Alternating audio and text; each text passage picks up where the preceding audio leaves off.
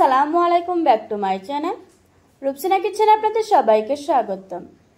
বিকেলে নাস্তা বা বাচ্চাদের টিফিনের জন্য খুবই সহজভাবে একটি নাস্তা রেসিপি আজকে আপনাদের সাথে শেয়ার করব।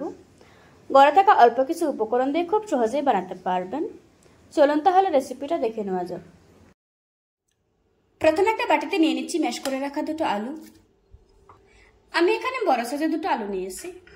হাফ চা চামচ দিয়ে দিচ্ছি চিলি ফ্লেক্স, 1 চা চামচ দিয়ে দিচ্ছি ম্যাগি মশলা, দিয়ে দিচ্ছি হাফ চা চামচ লবণ, তারপর দিয়ে দিচ্ছি 3 টেবিল চামচ কর্নফ্লাওয়ার। এবার আমি সবগুলো উপকরণ খুব ভালোভাবে মিশিয়ে নেব। এই কাজটা একটু সময় নিয়ে ধৈর্য ধরে করতে হবে।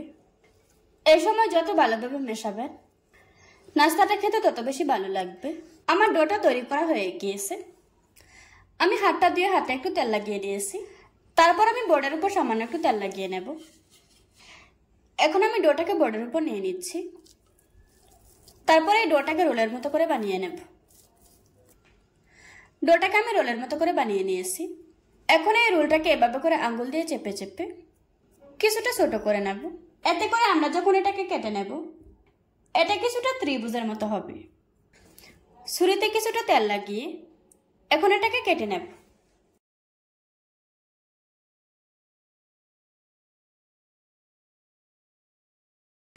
কেটে নেওয়ার পর এগুলিকে আমি ত্রিভুজের মতো করে বানিয়ে নেব।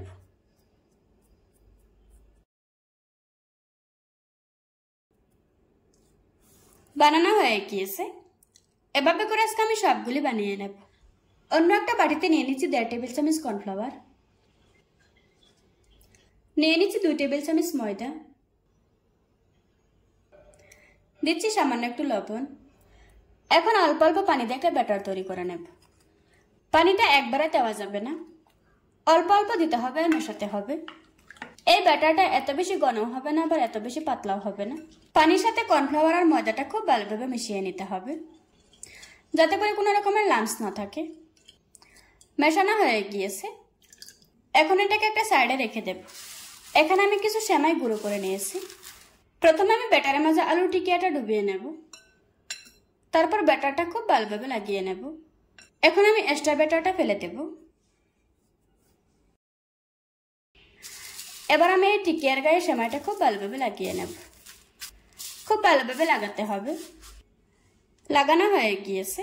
এভাবে করে আজকে আমি সবগুলি নাস্তা রেডি করে নেব। নাস্তাগুলি বানানো হয়ে গিয়েছে। এখন এগুলিকে ভেজে নেব। নাস্তাগুলি ভাজার জন্য চুলায় মিডিয়াম আঁচে তেল গরম করে নিয়েছি। এবার আমি গরম তেলের উপর নাস্তাগুলি ছেড়ে দেব।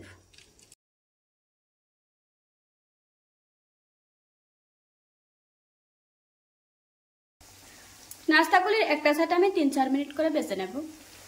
4 মিনিট পর এবার আমি উল্টিয়ে দেব। নাস্তাগুলিকে উল্টিয়ে দেওয়ার পর আমি আরো 4 মিনিট ভেজে নেব। এখন নাস্তাগুলিতে খুব সুন্দর একটা কালার এসেছে। আমার নাস্তাগুলি ভাজতে 8 মিনিট সময় লেগেছে। আমার নাস্তাগুলি ভাজা হয়ে গিয়েছে। এখন আমি তেল ঝরিয়ে একটা প্লেটে তুলে নেব। এভাবে করে আজকে আমি সবগুলি নাস্তা ভেজে নেব। দেখুন বন্ধুরা, আমার নাস্তাগুলি বানানো হয়ে গিয়েছে। আশা করছি আজকের এই সহজ রেসিপিটা আপনাদের কাছে ভালো লাগবে। ভালো লাগলে আমার চ্যানেলটা সাবস্ক্রাইব করে পাশে থাকা বেল বাটনটি অন করে রাখবেন। আবারও কথা হচ্ছে নতুন কোনো ভিডিওতে। ততক্ষণ সুস্থ থাকুন, ভালো থাকবেন। আল্লাহ হাফেজ।